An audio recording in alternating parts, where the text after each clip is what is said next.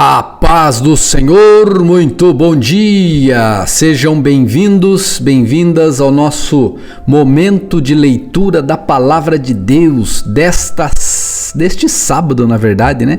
Dia 18 de setembro de 2021. Que bom! Estamos evoluindo, estamos avançando, graças a Deus! Hoje nós vamos ler Isaías capítulo 28, versículo 14... até Isaías 30, versículo 11. Depois nós vamos ao Novo Testamento, livro de Gálatas, capítulo 3, versículo 23, até Gálatas 4, versículo 31. Depois nós vamos ao livro dos Salmos, Salmo de número 62, versículos de 1 até o 12. E depois nós leremos Provérbios, capítulo 23, versículos 19, 20 e 21. E eu peço agora em nome de Jesus que o Senhor fale ao nosso coração por meio desta leitura e que a palavra de Deus encontre no seu coração um espaço adequado para produzir frutos e frutos em abundância. Amém? Vamos à nossa leitura? Que Deus nos abençoe então. Isaías 28, versículo 14 diz assim: Portanto, ouçam esta mensagem do Senhor, vocês, governantes zombadores em Jerusalém. Dizem: fizemos um acordo para enganar a morte, uma negociação para evitar a sepultura. Como se pudesse, né? A destruição que se aproxima jamais nos tocará, pois construímos um forte refúgio feito de mentiras e enganos. Não vai se sustentar, né? Como não se sustentou. Versículo 16. Por isso, assim diz o Senhor soberano: vejam, ponho em Sião uma pedra angular, uma pedra firme e testada, uma pedra angular preciosa, sobre a qual se pode construir com segurança. Quem crer jamais será abalado. Lá no Novo Testamento, né, esse texto vai se referir a Jesus Cristo como sendo essa pedra angular sobre a qual se pode, né, construir. Aquela pedra angular que a pedra de esquina, né, que se transformou na pedra angular, ela foi rejeitada pelos construtores, mas ela veio se tornar a pedra angular, aquela que dá o sustento, né, para toda a edificação. Versículo 17. Provarei vocês com a corda de medir da justiça e com o prumo da retidão, porque seu refúgio é feito de mentiras, uma tempestade de granizo o derrubará, porque é feito de engano, uma inundação o arrastará. Cancelarei o acordo que fizeram para enganar a morte, acabarei com sua negociação para evitar a sepultura. Quando o terrível inimigo chegar, vocês serão pisoteados. A inundação virá repetidamente e cada manhã, ou a cada manhã, dia e noite, até que sejam levados embora. Essa mensagem deixará seu povo aterrorizado. A cama que vocês fizeram é curta demais para se deitarem. Os cobertores são muito estreitos para se cobrirem. O Senhor virá, como fez contra os filisteus, no monte Perazim, e contra os amorreus, em Gibeão. Virá para fazer algo estranho, para realizar um ato incomum. Pois o soberano Senhor dos Exércitos disse claramente que está decidido a destruir toda a terra. Portanto, deixem de zombar, ou seu castigo será ainda maior. Ouçam o que vou dizer, escutem e prestem atenção. E prestem muita atenção. Acaso o agricultor vive arando a terra, mas nunca semeia? Vive preparando o solo, mas nunca planta?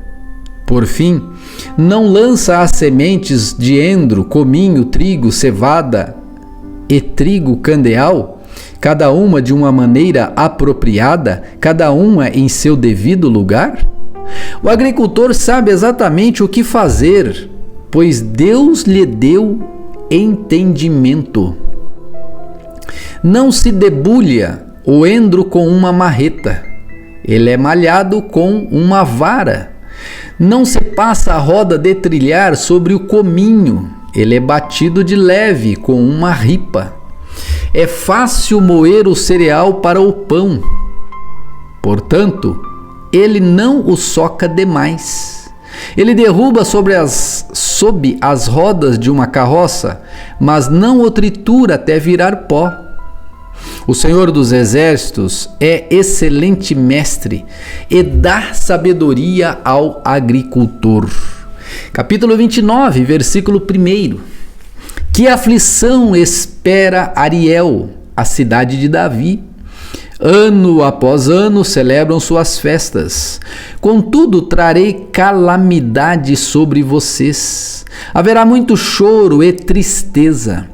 Ariel se tornará exatamente o que significa seu nome, um altar coberto de sangue. Serei seu inimigo, cercarei Jerusalém e atacarei seus muros. Levantarei torres de cerco e a destruirei. Então, das profundezas da terra, você falará, suas palavras virão do pó. Sua voz sussurrará do chão, como um fantasma chamado da sepultura. De repente, porém, seus inimigos cruéis serão esmagados com o mais fino pó. Seus muitos agressores serão expulsos como palha ao vento. De repente, num instante, eu, o Senhor dos Exércitos, entrarei em ação, com trovão, terremoto e grande estrondo, com vendaval, tempestade e fogo consumidor. Todas as nações que lutam contra Ariel desaparecerão como um sonho. Os que atacam seus muros sumirão como uma visão noturna. O faminto sonha que está comendo, mas ao acordar ainda sente fome. O sedento sonha que está bebendo, mas ao amanhecer ainda sente sede. Assim será com seus muitos inimigos, aqueles que atacam o monte Sião. Estão espalhados? Não acreditam? Continuem cegos, se quiserem. Então, estão entorpecidos, mas não é pelo vinho. Cambaleiam, mas não é por conta da bebida forte. É porque o Senhor derramou sobre vocês um espírito de sono profundo, fechou os olhos de seus profetas evidentes. Para eles, todos os acontecimentos futuros desta visão são um livro selado. Quando vocês o entregar aos que sabem ler, dirão: não podemos ler isso, pois está selado. Quando o entregar aos que não sabem ler, dirão: não sabemos ler. Portanto, o Senhor diz: este povo fala que me pertence. Honra-me com os lábios, mas o coração está longe de mim. A adoração que me prestam não passa de regras ensinadas por homens. Por isso, mais uma vez, deixarei este povo maravilhado com obras maravilhosas. A sabedoria dos sábios passará, a inteligência dos inteligentes desaparecerá. Que aflição espera os que buscam e procuram esconder seus planos do Senhor, que realizam seus atos perversos na escuridão. Dizem: o Senhor não nos vê, não sabe o que se passa.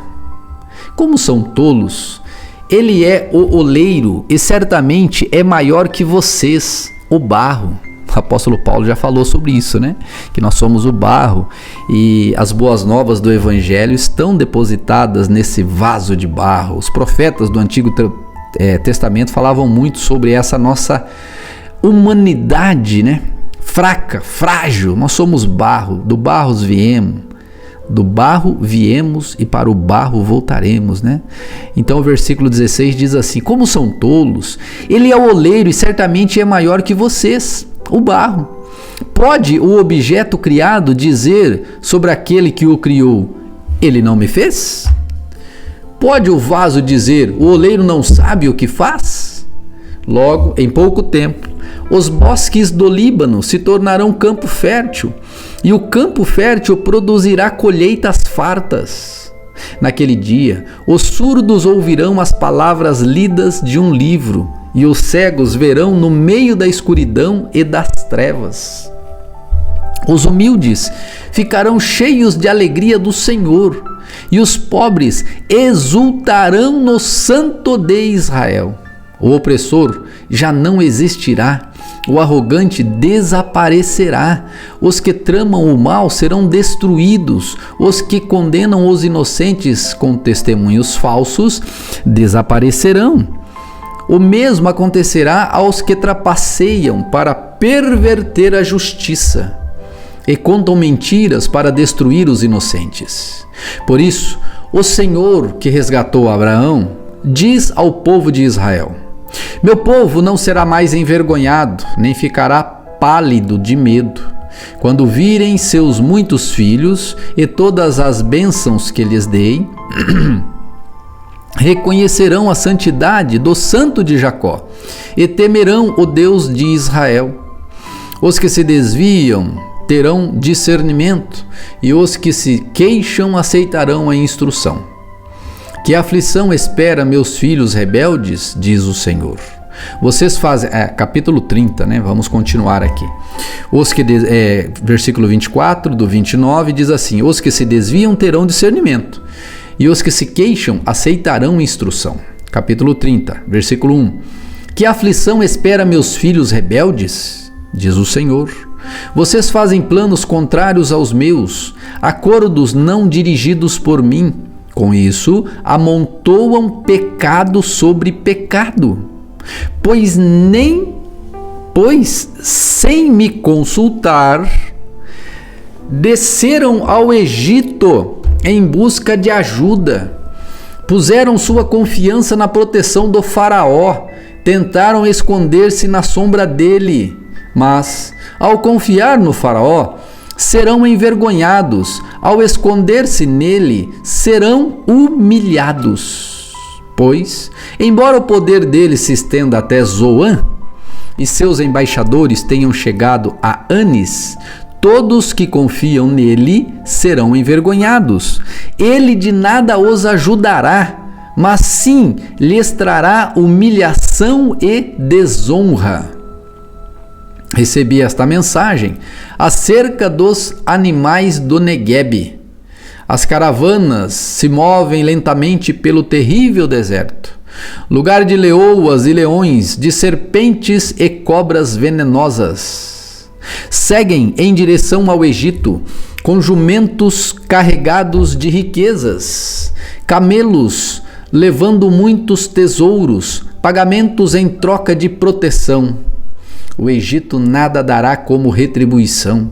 As promessas do Egito não têm valor algum. Por isso eu o chamo de Raabe, o dragão inofensivo. Agora vá e escreva essas palavras, registre-as num livro. Elas permanecerão até o fim dos tempos como testemunha de que esse povo é rebelde e teimoso e se recusa a ouvir a lei do Senhor. Dizem aos videntes: não tenham mais visões, e aos profetas: não nos digam o que é certo. Falem de coisas agradáveis, contem-nos mentiras. Esqueçam a verdade, saiam do caminho estreito, parem de nos falar do Santo de Israel. Oh, aleluia, hein? Misericórdia. Amanhã nós vamos continuar essa leitura. Agora, vá lá no Novo Testamento, no livro, na carta, do apóstolo aos Gálatas, capítulo 3, versículo 23. Gálatas 3, 23. Antes que o caminho da fé se tornasse disponível, fomos colocados sob a custódia da lei e mantidos sob a sua guarda, até que essa fé fosse revelada. Em outras palavras, a lei foi nosso guardião até a vinda de Cristo. Ela nos protegeu até que, por meio da fé, pudéssemos ser declarados justos. Agora veio o caminho da fé. Não precisamos mais da lei como guardião, pois todos vocês são filhos de Deus por meio da fé em Cristo Jesus. Todos que foram unidos com Cristo no batismo se revestiram de Cristo. Não há mais judeu nem gentio, escravo nem livre, homem nem mulher, pois todos vocês são um único, ou são um em Cristo Jesus. E agora que pertencem a Cristo, são verdadeiros filhos de Abraão, herdeiros dele, segundo a promessa de Deus.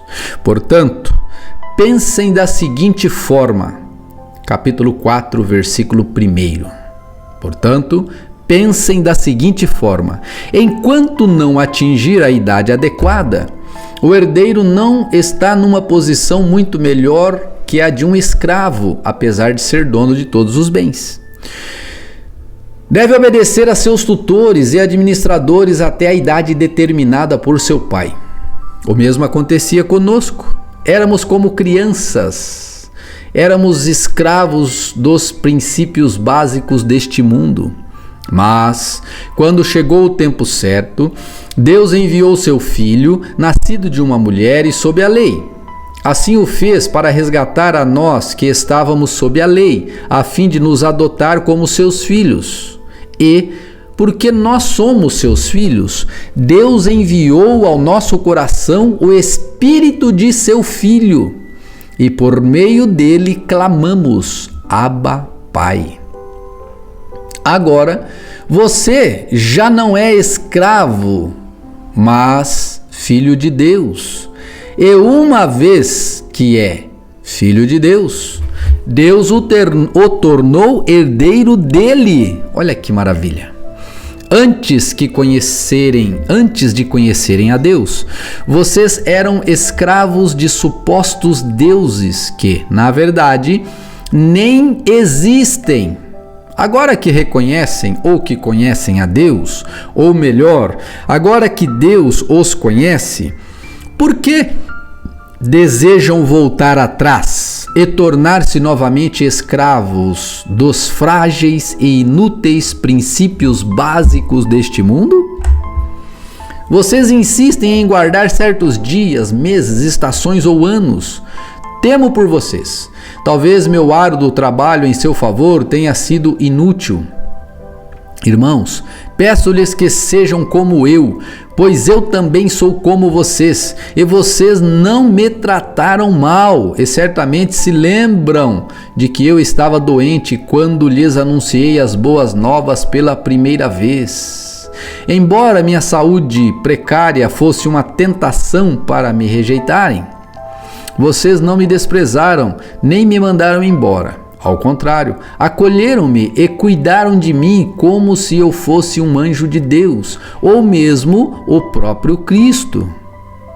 Aconteceu isso com alegria. O que aconteceu com a alegria, melhor dizendo. Vamos voltar, versículo 15. Volta aí, versículo 15. O que aconteceu com a alegria que vocês demonstraram naquela ocasião? Estou certo de que, se fosse possível, teriam arrancado os próprios olhos e o teriam dado a mim. Acaso me tornei inimigo de vocês porque lhes digo a verdade? Esses falsos mestres estão extremamente ansiosos para agradá-los, mas suas intenções não são boas. Querem afastá-los de mim para que dependam deles. Se alguém deseja agradá-los, muito bem, mas que o faça sempre e não só quando estou com vocês. Ó, meus filhos queridos, sinto como se estivesse passando uma outra vez pelas dores de parto, por sua causa, e elas continuarão até que Cristo seja plenamente desenvolvido em vocês. Gostaria de poder estar aí com vocês para lhes falar em outro tom, Mas, distante como estou, não sei o que mais fazer para ajudá-los. Digam-me, vocês que desejam viver debaixo da lei, acaso o que a lei diz de fato? Acaso sabem o que a lei diz de fato? De acordo com as Escrituras, Abraão teve 2 filhos, um nascido de uma escrava e outro de sua esposa, que era livre. O filho da escrava nasceu segundo a vontade humana. O filho da mulher livre, Sara, nasceu segundo a promessa que Deus havia feito a Abraão. Essas duas mulheres ilustram 2 alianças. A primeira, Agar, representa o Monte Sinai, onde o povo recebeu a lei que o escravizou.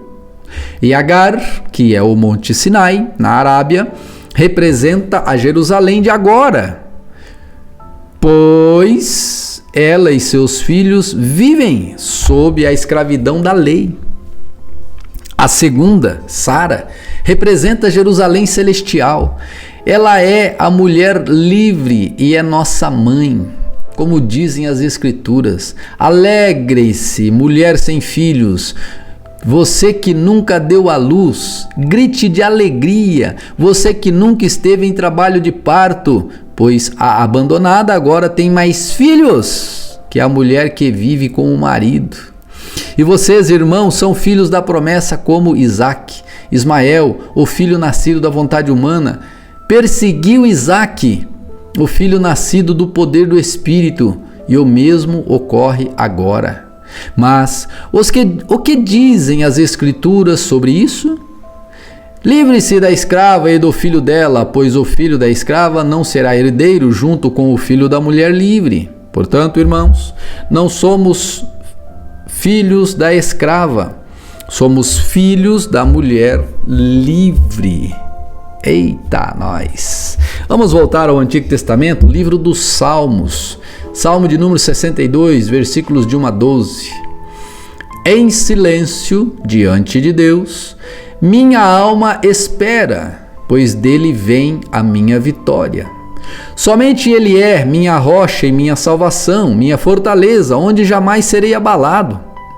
São tantos os inimigos contra um só homem. Todos tentam me matar. Para eles, não passo de um muro inclinado ou uma cerca prestes a cair.